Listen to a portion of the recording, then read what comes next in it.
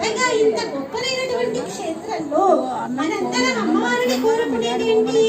మనకి 5వ తనాన్ని ఇమ్మని కోరుకుంటాం కాబట్టి మనందరం కూడా ఒక్క శ్లోకాన్ని చెప్పుకొని ఆ తల్లి పాదాలు పట్టుకొని మనందరం కూడా దీర్ఘమైనటువంటి 5వ తనాన్ని మనందరికీ కూడా అనుగ్రహించమని వేడుకుందాం. సుధామభ్యాసాధ్యా ప్రతిభయ జరా మృత్యుహరిణీం విపద్యంతే విశ్వే విదిశతమకాద్యాది విశదా కరాళం యత్క్షేణం కబళితవత కానఫలన న శంభో సన్మూలం తవ జనని తాటంక మహిమా అంటూ శంకర భగవత్పాదుల వారు ఆ తల్లి యొక్క మాంగళ్యం గురించి చెప్పారు. మంగళసూత్రాల గురించి, ఆ తల్లి చెవికి ఉన్నటువంటి తాటంకాల గురించి తెలియచేశారమ్మా.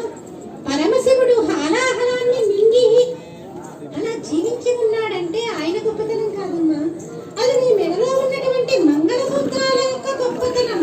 ఆ తల్లి మెడలో ఆ మంగళసూత్రాలు ఉన్నాయి కాబట్టి ఆయన ఇప్పటికీ కూడా మనందరినీ అనుగ్రహించడానికి జగతపితరం వందే పార్వతీ పరమేశ్వరం అంటూ మన జగత్తుకందరికీ కూడా తల్లిదండ్రులుగా ఉండి బిడ్డలని మనల్ని అనుగ్రహించడం కోసం సిద్ధంగా ఉన్నారు.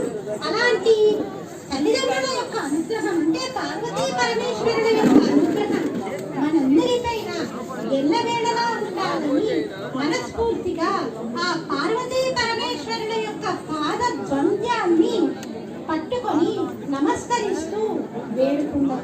నాకు తెలిసినా తెలియకపోయినా ఈ పార్వతీ కళ్యాణం గురించి ఈ పరమశివుడి యొక్క